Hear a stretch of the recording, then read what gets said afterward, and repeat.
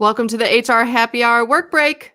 You're here at lunchtime with Trish and Steve. Hey, Steve Bose. Hey, Trish. How's it going? It's good. We're getting a break earlier today. It's not the end of the day break. It's an actual lunch break. How about that? Yeah, this is lunchtime. I'm excited for it. I think it's good. It's a good change of pace. I wanted to do it because we're actually recording this afternoon with our friends from SAP. I think we We are. have Amy Wilson and Meg Bear, right?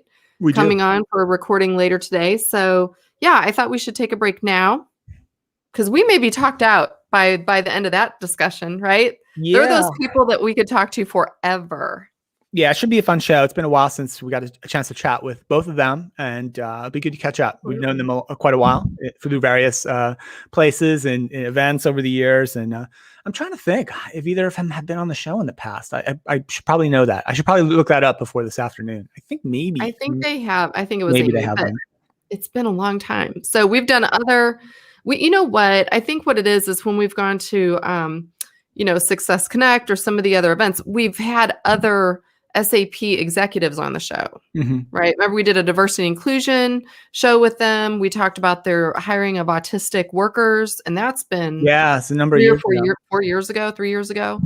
So we've had other SAP shows, but anyway, this will be a fun one, and excited to do that this afternoon. But anyway, led to a work break earlier in the day. So what are you doing? Speaking of the show, I just want to mention this because it posted this morning, Trisha's show. I did. You had a conflict at the recording time, but I went ahead and recorded an HR Happy Hour show with a couple of fellows from MIT professors who have a new book out about workforce education, and it's really all about how different elements of the ecosystem have to coexist and cooperate, meaning employers, educational institutions, state, local, even federal governments, et cetera, community colleges in particular, to some of the ways that they can work together and some of the innovative ways that they can work to develop skills in the workforce for quote unquote the jobs of the future. And they've got some great data in there and some great examples of different programs that are being run around the country.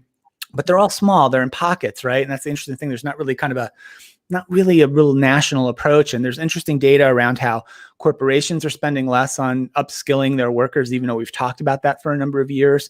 And even most government entities are spending less as well on the problem. So super interesting conversation with those two guys, and posted today. I highly recommend it. And I recommend the book too. So I geeked out a little bit. Got into some labor market stuff and wage quintiles and quartiles and love it.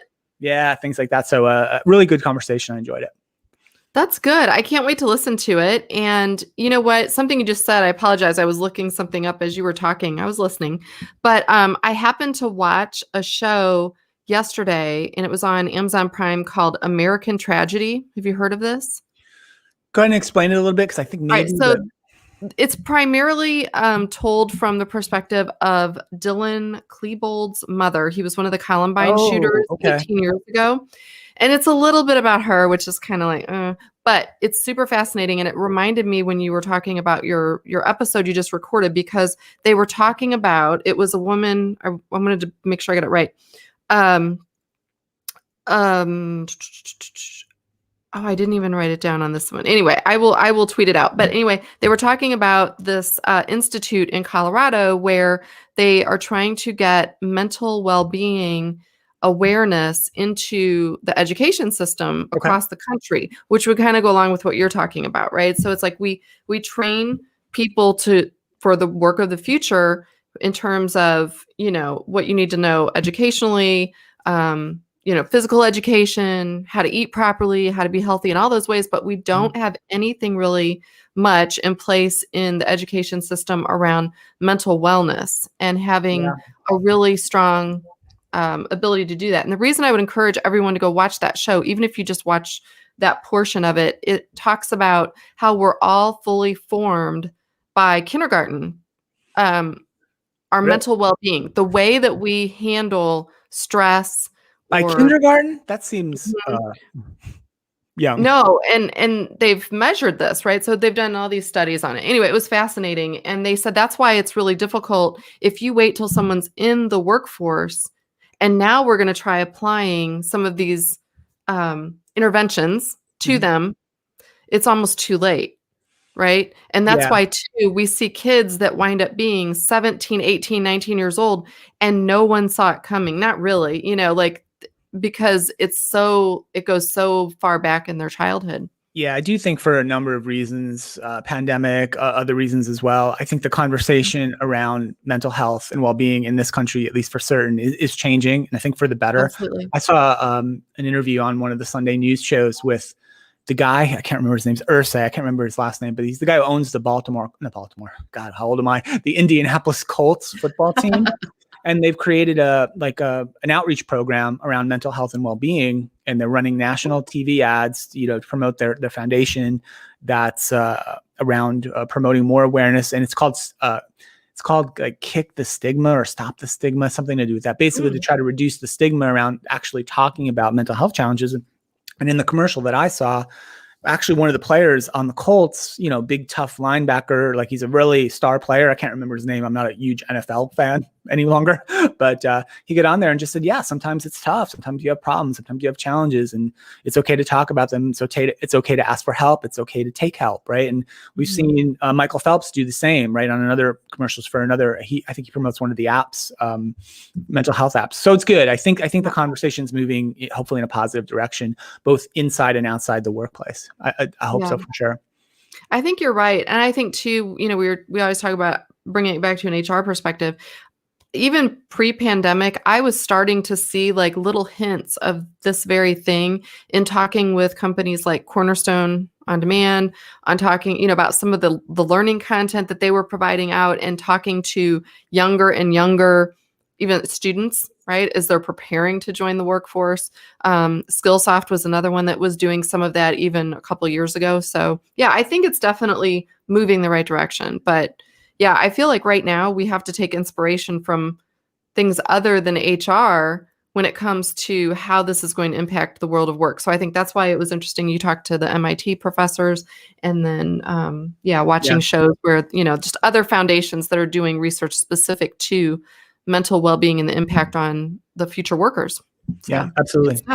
What else is going on? I have an update, Trish, on an item we talked about on the show a week or two ago, which is NFTs. Remember that? Non-fungible tokens. We talked about this. Yes. And I studied it and learned a lot more about it. So thank you for that. The update on the story was the Twitter CEO and co-founder Jack Dorsey's first ever tweet, Trish, sold for $2.9 million as an NFT.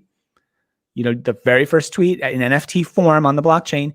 And Jack Dorsey has will convert the 2.9 million into Bitcoin, which he will then immediately donate to a nonprofit called Give Directly for COVID-19 response and relief in Africa. So good stuff by Jack.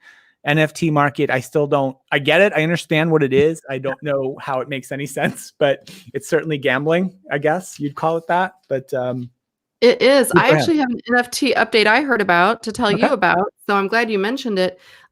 Shortly after we talked on the show about it, I know you're not on TikTok a lot, but the gentleman who was riding a skateboard, drinking what was it?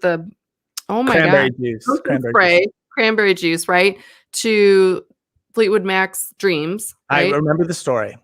Okay. So that little video clip, he wants to sell the rights to the clip, the NFT, for $500,000. Bargain. Right? Considering the tweet went for almost $3 million. Yeah. But Stevie Nicks won't sign off on the deal. Good. She shouldn't. No, she wrote it. It's her music. So he's still hoping to actually sell the NFT without the audio. Right? Like, it's not good without the audio. What are you going to do without the audio? No, but anyway, so isn't that interesting, though, that here's someone who was not in that space at all, and yet now he's probably got great advisors, right? But anyway, yeah, he's made a ton of money off this little 15 seconds. I tell you what, if anybody in history has made money off of his 15 seconds of fame, it is that man.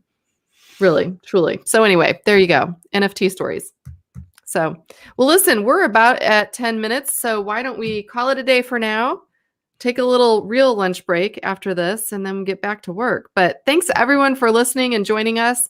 Let us know if you have any NFT stories or any stories around mental health and mental awareness and how that impacts the work world. We would love to hear it. So for now, we'll say Adios, and we will see you back here tomorrow.